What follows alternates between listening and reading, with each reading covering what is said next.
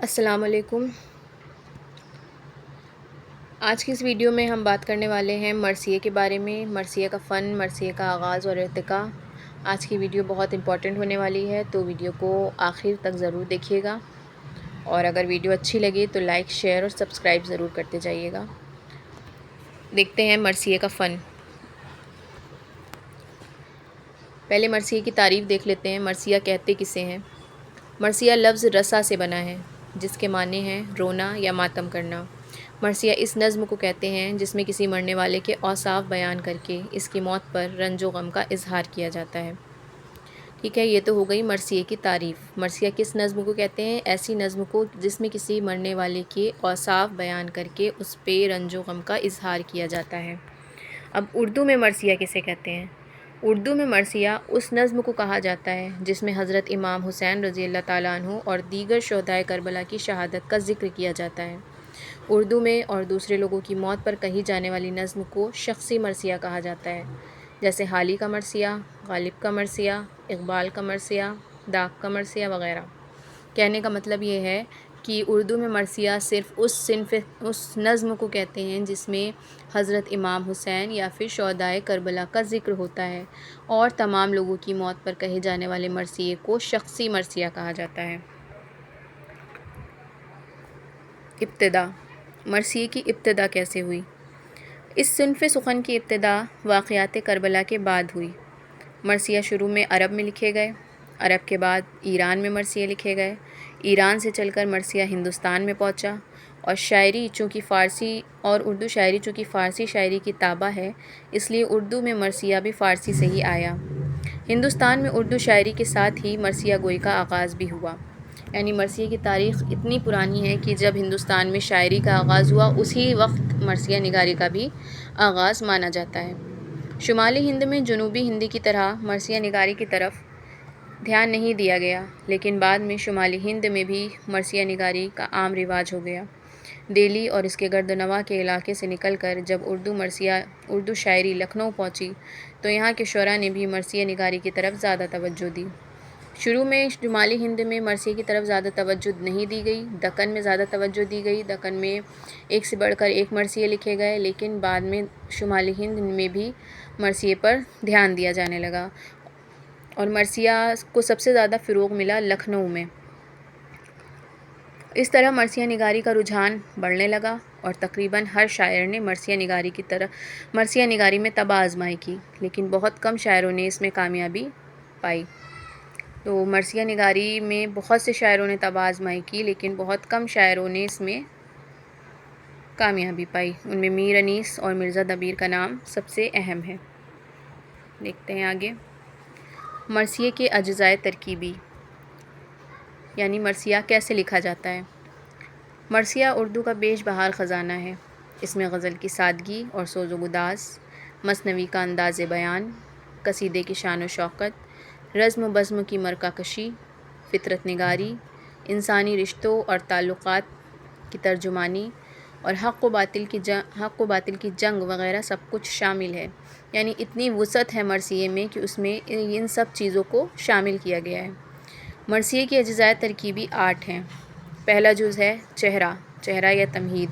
اس میں شاعر حمد، نعت، منقبت، مناجات، صبح کا منظر، رات کا سماں، گرمی کی شدت، دنیا کی بے ثباتی، سفر کی دشواری اور اپنی شاعری کی تعریف تمہید کے طور پر بیان کرتا ہے۔ یعنی چہرہ وہ حصہ ہوتا ہے جس میں مین موضوع جو ہوتا ہے، جو ہمارا مرکزی موضوع ہوتا ہے، اس سے ہٹ کر شاعر کچھ اور موضوعات بیان کرتا ہے۔ اس میں صبح کا منظر، رات کا سماں، گرمی کی شدت، دنیا کی بے ثباتی وغیرہ موضوع بیان کرتا ہے۔ سراپا۔ چہرہ کے بعد آتا ہے سراپا۔ اس میں مرثیہ کے ہیرو کی قد و قامت، خد و خال، لباس اور دیگر اوصاف بیان کیے جاتے ہیں۔ رخصت۔ اس میں ہیرو کے گھوڑے پر سوار ہو کر شان و شوکت کے ساتھ میدان جنگ میں جانے کے لیے بزرگوں سے اجازت لیتے ہوئے دکھایا جاتا ہے۔ اس میں ہیرو کا اپنے عزیزوں سے رخصت حاصل کرنے کا بیان ہوتا ہے۔ ٹھیک ہے، میدان جنگ میں جانے سے پہلے ہیرو اپنے بزرگوں سے جب اجازت لیتا ہے تو وہ کس حصے میں دکھایا جاتا ہے؟ رخصت میں۔ رخصت کے بعد آتا ہے آمد۔ اس میں ہیرو کا گھوڑے پر سوار ہو کر شان و شوکت کے ساتھ میدان جنگ میں جانے اور آمد کے سلسلے میں ہیرو کے گھوڑے وغیرہ کا بھی بیان ہوتا ہے. یعنی جب ہیرو میدان جنگ میں آ رہا ہوتا ہے تو اس کی آمد کا بیان ہوتا ہے اس حصے میں، اور اس گھوڑے وغیرہ کی بھی تعریف کی جاتی ہے. رجز، اس حصے میں ہیرو اپنے خاندان کی تعریف، اپنے بزرگوں کے کارناموں کا ذکر اور جنگ کے معاملات میں اپنی مہارت اور بہادری کا بیان کرتا ہے. رجز کے بعد آتا ہے جنگ. اس میں ہیرو کا کسی نامی دشمن سے بڑی بہادری سے لڑنا، جنگ کے سلسلے میں ہیرو کے گھوڑے، تلوار اور دوسرے ساتھیوں کی تعریف کی جاتی ہے اور جنگ کے واقعات بیان کیے جاتے ہیں. جنگ کے بعد آتا ہے شہادت. شہادت مرثیے کا ایک اہم جز ہے.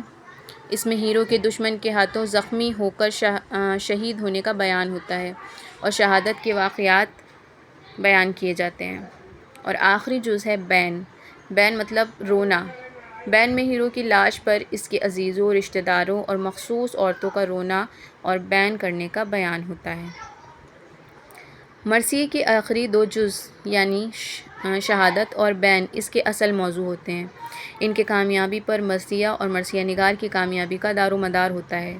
یہی وجہ ہے کہ شہادت اور بین پیش کرنے میں شاعر اپنا پورا زور لگاتا ہے.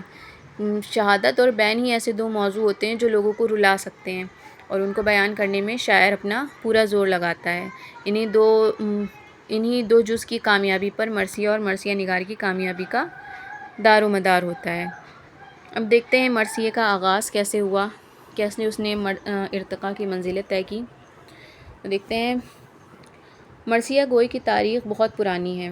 واقعہ کربلا 61 ہجری میں پیش آیا، جس میں امام حسین کی شہادت ہوئی. اس واقعے کو ہر سال یاد کیا جاتا ہے. چنانچہ مرثیہ سب سے پہلے عربی میں لکھا گیا. عربی سے مرثیہ فارسی میں پہنچا اور فارسی سے اردو میں آیا. اردو میں مرثیہ دکن میں موجود صوفیاء کرام کی سرپرستی میں پروان چڑھا. مرثیے کا نقطۂ آغاز شاہ اشرف بیابانی کی مثنوی نو سرہار کو مانا جاتا ہے. یہ 1505 عیسوی تا مطابق 909 ہجری میں لکھی گئی.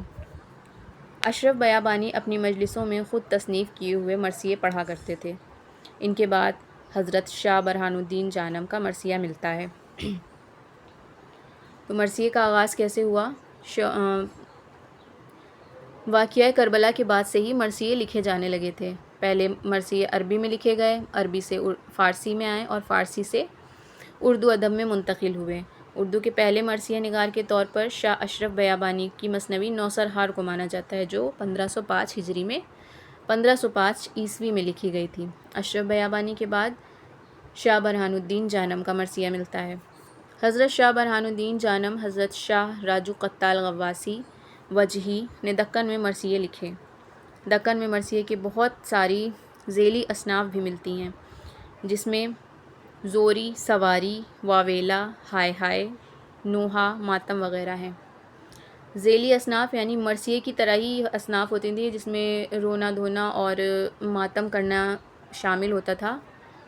کون کون سی اصناف تھیں؟ زوری، سواری، واویلا، ہائے ہائے، نوحہ، ماتم.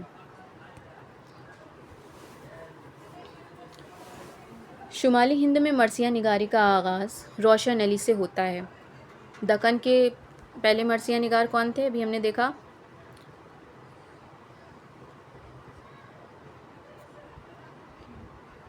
اشرف بیابانی، اور شمالی ہند کے روشن علی.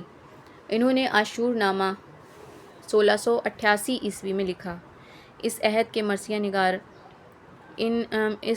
مرثیہ نگاروں میں فضل علی فضلی کی کربل کتھا کا بھی ذکر آتا ہے. کربل کتھا میں فضلی نے، کربلا یہاں پہ اسپیلنگ مسٹیک ہو گئی ہے، کربل کتھا میں فضلی نے مختلف شہداء کا حال کو مجلسوں میں چسپاں کرنے کے لیے اشعار لکھے تھے، ورنہ کربل کتھا کی حیثیت نثر میں ایسے کارنامے کی ہے جس سے شمالی ہند میں اردو نثر کی ارتقاء پر روشنی پڑتی ہے. اس عہد کے ممتاز مرثیہ نگاروں میں مسکین، محب، یک رنگ، قائم وغیرہ ہیں، لیکن سب سے اہم نام مرزا محمد رفیع سودا کا ہے، جنہوں نے اردو مرثیے کو مسدس کی حیت میں لکھا۔ سودا کی کلیات میں ان کے مرثیوں کی تعداد 72 ہے، جن میں 6 مفرد مسدس اور مخمس ہیں، 6 متفرق شکلوں میں ہیں اور 48 مربع ہیں۔ ان کے علاوہ 12 سلام ہیں۔ انہوں نے حیت اور مواد پر بہت توجہ دی ہے، یعنی سودا سے پہلے مرثیے الگ الگ صورتوں میں لکھے جا رہے تھے۔ سودا نے اس کے لیے ایک حیت مقرر کی۔ کون سی حیت؟ مسدس کی حیت میں مرثیے لکھے جانے لگے۔ سودا کے ساتھ ہی میر تقی میر کا تذکرہ بھی ضروری ہے۔ میر نے اپنے مرثیوں میں اپنے عہد کے رسوم و معاشرت کے عناصر بھی داخل کیے ہیں۔ میر صاحب سے پہلے ان کے کچھ معاصرین میں میر عبداللہ مسکین، میر ضاحک، میر حسن، شاہ محمد ہدایت اللہ، مہربان خان رند، مرزا ظہیر علی خاں خلیق دہلوی، شاہ نور الحق تپا عظیم آبادی، قلندر بخت جرات، غلام حمدانی مصحفی، میر شیر علی افسوس وغیرہ کے نام شامل ہیں۔ لکھنؤ میں بھی مرثیے نے خوب ترقی کی۔ اودھ کے مرثیہ نگاروں میں مرزا مظہر علی، راجہ کلیان سنگھ خلف، راجہ شتاب رائے، مولانا محمد محضو شامل ہیں۔ ان لوگوں نے ان روایتوں کی پاسداری کی جو ان کو ملی تھیں۔ کوئی روایت سازی نہیں کی، کوئی ایسا پہلو بھی نہیں پیدا کیا جس کی بنا پر ان کو منفرد سمجھا جائے۔ یعنی ان لوگوں نے کیا کیا، سودا کے بعد جتنے بھی آئے مرثیہ نگار، انہوں نے جو پہلے سے روایتیں چلی آ رہی تھیں، جس طرح سے مرثیے لکھے جا رہے تھے، اسی روایت کو آگے بڑھایا، اس میں کوئی نئی چیز پیدا کرنے کی کوشش نہیں کی، کوئی نیا پہلو پیدا کرنے کی کوشش نہیں کی، اس لیے اس بنا پر ان کو زیادہ اہمیت حاصل نہیں ہوئی۔ پھر آتا ہے مرثیے کا دور تعمیر۔ یہ وہی دور ہے جب لکھنؤ میں مرثیہ نگاری کا آغاز ہوا۔ 19ویں صدی کا آغاز مرثیے کا دور تعمیر ہے۔ یہ وہ زمانہ ہے جب فیض آباد اپنے شباب کے ساتھ لکھنؤ کو حیات نو دے رہا تھا۔ امام باڑے سج رہے تھے اور اپنے دور آغاز سے ہی لکھنؤ کے ادارے یا حسین کی گونج سنائی دینے لگی تھی۔ اس دور کو ڈاکٹر مسیح الزمان نے دور تعمیر سے تعبیر کیا ہے۔ اس دور کے مرثیہ نگاروں میں جھنو لال دلگیر، مرزا جعفر علی فصیح، میر مستحقن خلیق، میر مظفر حسین ضمیر کے نام اہم ہیں۔ اس عہد میں دلگیر کی مراثی اس عہد کے معاشرت کی سماجی دستاویز ہیں۔ خاص طور پر اعلیٰ طبقے کی خواتین کی بول چال، مزاج اور رسوم کا تذکرہ ان کے یہاں ملتا ہے۔ جعفر علی فصیح نے بھی ضمیر کے مبصرین کی حیثیت سے مرثیہ گوئی میں نام پیدا کیا، مگر اس عہد کے مایہ ناز مرثیہ نگار میر ضمیر تھے۔ وہ روایت ساز بھی تھے۔ فصیح نے ریاض الفصحاء میں انہیں نئی راہیں اور نئے راستے پیدا کرنے والا لکھا ہے۔ ریاض الفصحاء مصحفی کا تذکرہ ہے، اس میں میر ضمیر کو نئی راہیں اور نئے راستے پیدا کرنے والا لکھا ہے۔ ضمیر وہ پہلے مرثیہ نگار ہیں جنہوں نے اردو مرثیے کو حیت کے اعتبار سے ایک باضابطہ صنف بنایا۔ اگر ضمیر نہ ہوتے تو اردو مرثیہ انیس و دبیر سے محروم رہ جاتا۔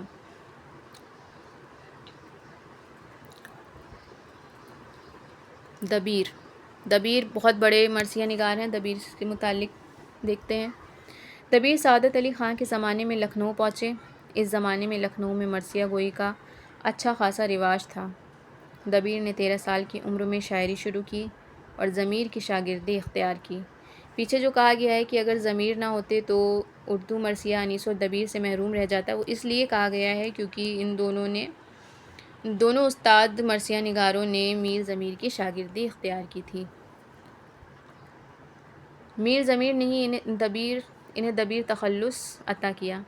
دبیر نے مرثیہ نگاری میں بلند مقام حاصل کیا۔ ابھی تک دبیر کے مرثیوں کی صحیح تعداد مقرر نہیں ہو سکی ہے۔ پھر بھی دفتر ماتم کی اگر تمام مراثی شمار میں لائے جائیں تو یہ تعداد 400 سے اوپر پہنچتی ہے۔ ان کے کچھ مشہور مرثیے درج ذیل ہیں۔ کس شعر کی آمد ہے کہ رن کانپ رہا ہے، قید خانے میں चिल्लाते हैं हिंद आती है, जब हरम किला शेर की कै बराबर आए, बानों के शहर ख्वार को हफ्तम से प्यास है, हम हैं सफ़र में और तबीयत वतन में है। ये इनके कुछ मशहूर मरसिए हैं मिर्ज़ा दबीर के। देखते हैं मीर अनीस। मीर अनीस की वफ़ात पर इनके कता तारीख़ और इसका आखिरी शेर इनके मोजज़ाए फ़न का नमूना है। किसका शेर? मिर्ज़ा दबीर का शेर है। इन्हीं ने मीर अनीस के इंतकाल के मौके पर कहा था। क्या शेर है? आसमां बे माह कामिल, सदरा बे रूह अलमीन में, तूर सीना बे कलीमुल्ला, मिंबर बे अनीस। तो ये शेर इन्हें मिर्ज़ा दबीर ने मीर अनीस के इंतकाल पे कहा था और इससे कता तारीख निकाली थी।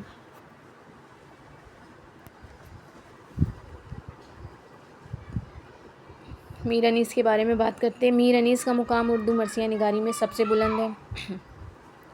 अनीस ने सैकड़ों मरसिए लिखे हैं। अनीस के कुछ मशहूर मरसियों के मतले दर्जा झेल हैं। जाती है किस शिकवा से रन में खुदा की फ़ौज, एक है जब कता की मुसाफत शब आफ़ताब ने, और तय कर चुके हुसैन जब राह सवाब को। अनीस दबीर के हम असर थे। ज़बान की सलासत और फसाहत की वजह से अनीस के मरसिए अवाम में बहुत मकबूल हुए। मुहर्रम की मजलिसों में आज भी इनके मरसिए पढ़े जाते हैं। अनीस के बाद इनके खानवादे से मीर खुर्शीद अली, मीर नफ़ीस, मीर मोनिस ने इस रिवायत की पैरवी की। अनीस के खानवादे ने मरसिए को इस बुलंदी तक पहुंचा दिया कि मरसिया अदबी तारीख़ का सबसे ज़्यादा रोशन और ताबनाक बाब साबित हुआ। इसके बाद दौर जदीद में शाद अज़ीम आबादी ने इस्लाही रंग के मरसिए लिखे और जोश ने आवाज़ हक़ के उन्वान से जदीद मरसिए की दाग बेल डाली। जोश के बाद जदीद मरसिए के बानियों में आले रज़ा का नाम आता है। इस दौर में इक़बाल ने भी कुछ मरसिए लिखे। आले रज़ा ने तकरीबन 20 मरसिए लिखे थे। इस दौर के शुअरा में जमील मज़हरी का नाम भी नागुज़ीर है। उनका शहकार मरसिया शाम गरीबा है। दौर हाजिर में मरसिया निगारों में नजम आफंदी अहम है। इनके मरसिए का एक शेर है, अब्बास नामूर का अलम लेके जाएंगे, हम चाँद पे हुसैन का गम लेके जाएंगे। इसके अलावा डॉक्टर वहीद अख्तर और उम्मीद फ़ाज़ली भी दौर जदीद के अहम मरसिया निगार हैं। तो ये थी मरसिए का फ़न और मरसिए की तारीख़ और मरसिए का इर्तिक़ा। उम्मीद है वीडियो आपको पसंद आई होगी और आपने लास्ट तक देखी होगी। तो अगर वीडियो पसंद आई है तो प्लीज़ शेयर करें, लाइक करें और सब्सक्राइब करें। बहुत मेहनत लगती है एक वीडियो बनाने में, तो आप लोगों का सपोर्ट बहुत ज़रूरी है। तो ज़्यादा से ज़्यादा लोगों तक शेयर करें और चैनल को सब्सक्राइब करें। मिलते हैं अगली वीडियो में। शुक्रिया।